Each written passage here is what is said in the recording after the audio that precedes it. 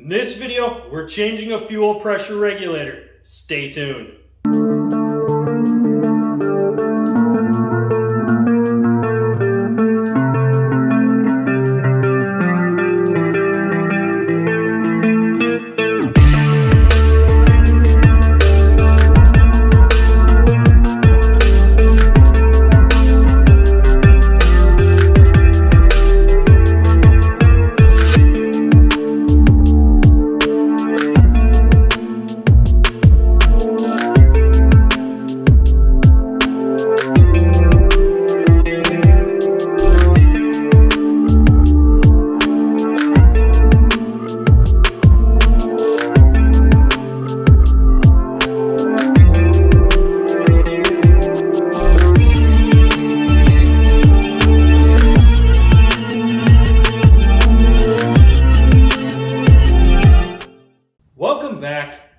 To the channel. Today we are changing a fuel pressure regulator. These are a very common item that tend to wear out over time.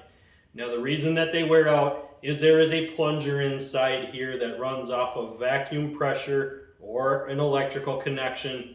The electrical connection can fail over time along with the vacuum pressure with the plunger that's inside of here. Now some fuel pressure regulators come with a screw that sits down inside here. You're able to turn that screw up or down based on how much fuel pressure you want. Now, the issue that we're having here on our two-wheel drive tank, we've been fighting it. You guys have seen some injector videos. We are putting brand new injectors in it. I've already done that step before, so I'm not showing any of removing the injectors. It's just, I don't feel like reduplicating that content when I'm just doing it now. There's nothing new I could add to that. But changing this fuel pressure regulator is. Now, there are a few things you will need to know about changing a fuel pressure regulator.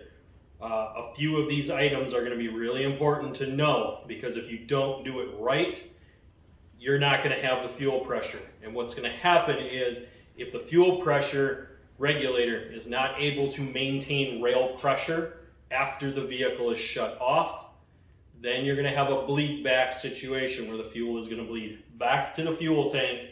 That means every time you go to start it, you got to reprime the whole system. That's why you may have to cycle the key on and off a few times. Other times you have to wait for pressure to build, so you'll hear the pump run for a long time if it's been sitting. Those are all indications that a fuel pressure regulator is not maintaining rail pressure after you've shut it off. And to replace these are usually pretty simple. Most of them are located right on a fuel rail. They're either going to be supplied with vacuum pressure like this one is, or there's going to be a little electrical connection that will come off of this that it will plug into something. So if you have like a cylinder cutout system or you have something that's a multiple displacement system, you may have an electrical connection on your fuel pressure regulator. Sometimes they're controlled within the computer itself at that point. Then you won't have one of these. But a lot of vehicles do contain some kind of fuel pressure regulator, usually located on the fuel rail. And for our two-wheel drive tank, we do need to replace this. I'm still having issues with bleed back, plus I'm putting the new injectors in this rail.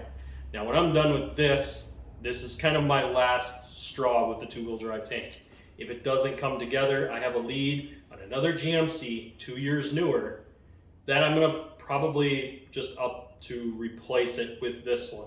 A lot of my parts will transfer from here onto that one, so I'm saving myself some money. And those are a whole bunch of videos I would bring you guys as far as how to buy a cheap beater replacement when your old one still runs. So those are things we can look forward to in the future, provided this doesn't work.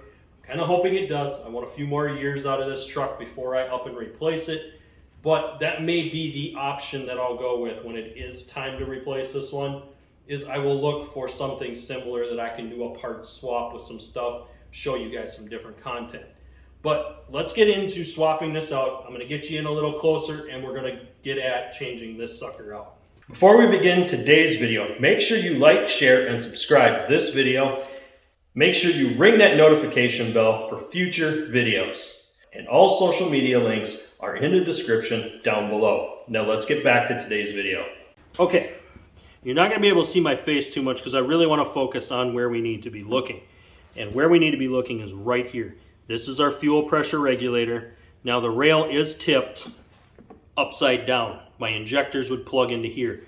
Now the reason I'm not plugging my injectors in is I'm draining out this rail so that I can put this in. Because if I need to hold or twist or move it in a weird direction, I want to be able to drain fuel out. So what you're going to do is press this clip out, pull these tabs out, and press it down.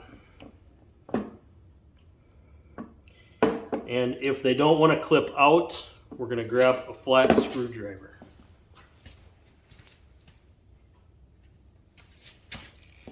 Okay, here we go. Flat screwdriver we're going to stick in between here, and then we're just going to push this tab out. So, a little bit comes out, and we can press the clip down.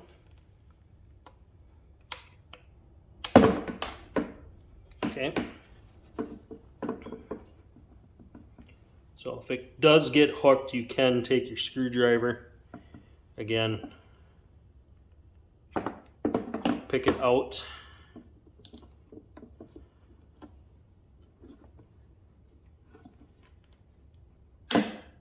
Okay, so now this is somewhat out and loose. What we need to do is finish wiggling it out of the way.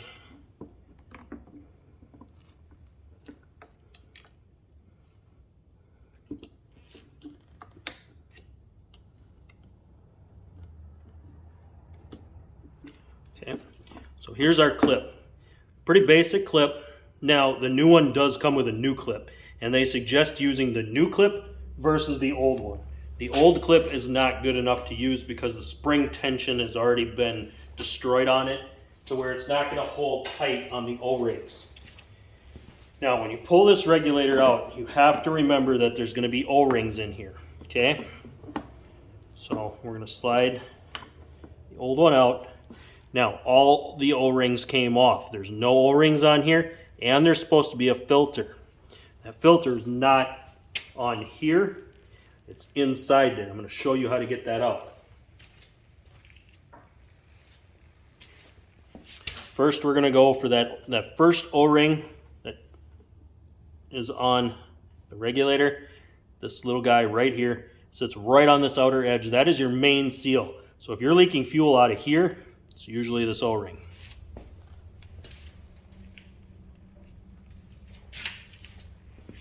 Okay, next we're going to go for this filter right here. And the best way to get this filter is just to put the screwdriver right next to it, press the one end of it down, and it'll twist.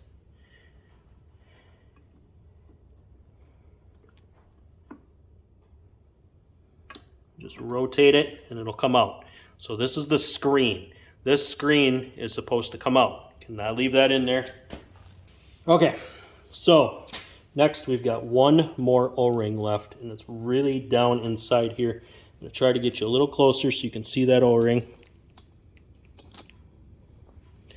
Okay, it's right here, right on this edge. And you need to get this O-ring out.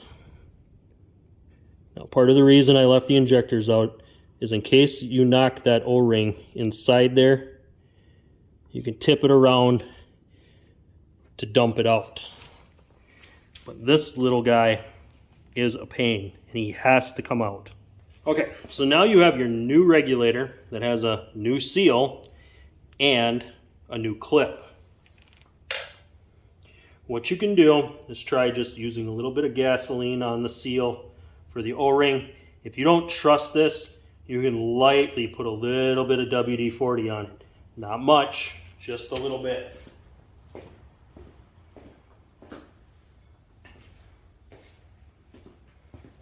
So again, we've used this on the injector videos, but I just put a little dab on my finger, nothing too carried away.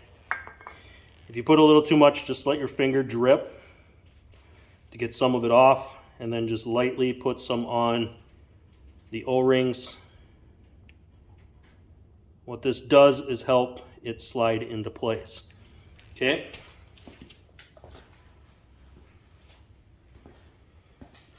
So now with a little WD-40, you're going to line this up and then try to press this into place.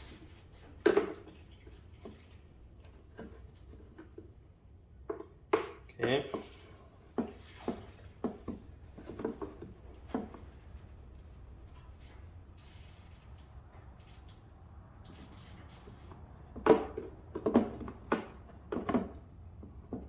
Okay, now make sure you're aware of the orientation of this vacuum line. If the vacuum line needed to be straight up and down with the rail, make sure you get it back to where it was. Okay, once you press this in, next is the clip.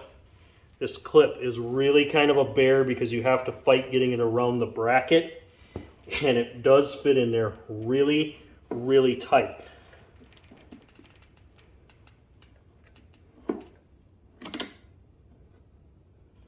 Okay, so obviously here it skipped over and didn't go on where I needed it to. So you're going to have to slide it back off and retry. Now sometimes the regulator likes to come out, so sometimes you have to hold it in. Sometimes you have to hold it in while you put this clip on in order to get it to go on and seal up. Like I said, this clip is really a pain. It likes to skip around a lot. And while you're trying to hold pressure, it's kind of a pain to get it to go on.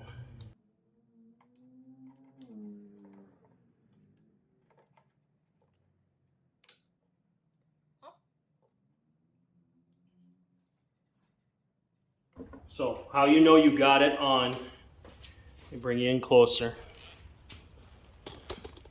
So how you know that you got it in place is it's going to be below this plastic tab right here, and it's going to go up over the top of your pressure regulator right here. I'm going to get you in really close so you can see that.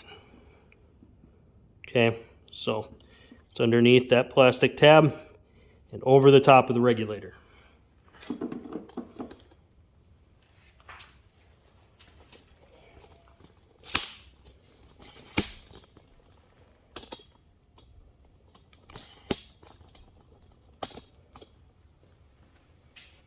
So when it comes to changing fuel pressure regulators, remember the importance is to make sure that it's sealed up. You're not really going to know until you go to fire a vehicle up and see if it squirts fuel out. If it does, change out what you have. Don't try to start the vehicle. Do not run it if it's spraying fuel. That is a dangerous condition that will cause a fire underneath the hood of your vehicle. When that much fuel sprays, all fuel has to do is atomize to be able to be ignited. And just simple heat will ignite gasoline. So this is why gasoline does have a dangerous component when you're dealing with fuel rails, injectors, things like that. You want to make sure that your seals seal tight. You do not want anything that's going to be loose or wiggling around, or if you notice anything spraying fuel when you first do the test cycle. Now what I'm going to do, I'm going to get my new injectors into this rail. I'm going to get it dropped in and everything hooked up. Before I end this video, I want to show you what it's going to look like once we actually get the pressure regulator lines on it and we pressurize this line, just to make sure we don't have any leaks. So let me get this tied up and I'll be right back with you. All right, here we are. Fuel rails in with our new pressure regulator. What we're going to do is prime the pump a few times and check for any leaks. Because I was putting new injectors in, I'm going to check any of my O-rings that I had on my injectors and the O-rings on our fuel pressure regulator. Remember, there are two of them, so the one you're not going to be able to see, but I do have a way of checking that, and I will show you that once I cycle the pump.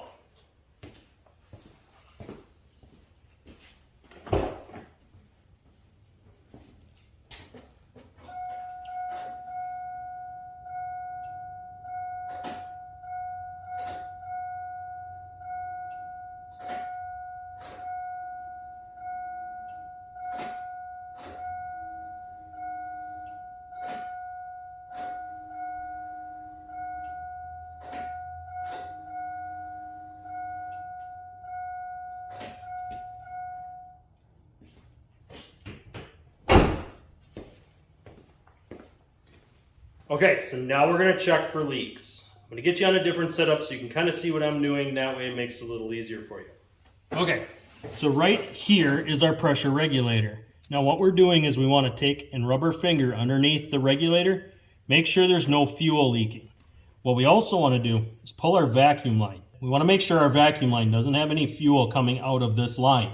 If it comes out of here, then there's something wrong with that pressure regulator. So we've got the vacuum line down. What we want to do is just check down inside on the rails, make sure there's no fuel leaking down.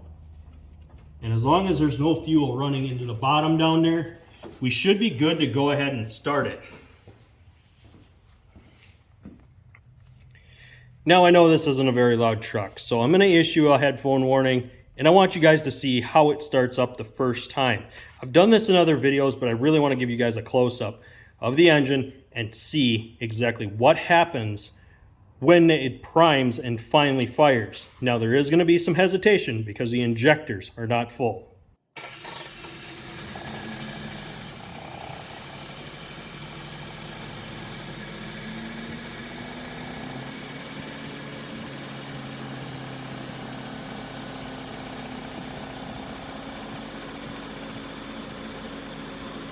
So that's how you change out a fuel pressure regulator on a GMC or Chevy Silverado that has the 3.5 liter engine in it. Now it's a pretty basic swap out. You can easily swap, like if you had your old one, you could swap back and forth real quick. All you need to do is pop that clip, slide it out. So make sure you don't lose any of the O-rings for that pressure regulator down inside that fuel rail, or you're tearing it all apart to get that O-ring back out of there. Now, we're going to have a pretty important video coming up here. I'm not going to spoil it too much, but there are going to be some changes and some vehicles leaving the channel. Not going to want to miss what's coming up. So again, I'd like to say thank you for watching. Please hit that like button, smash that subscribe button, check out any of the socials listed in the description down below, and I'll see you on the next one.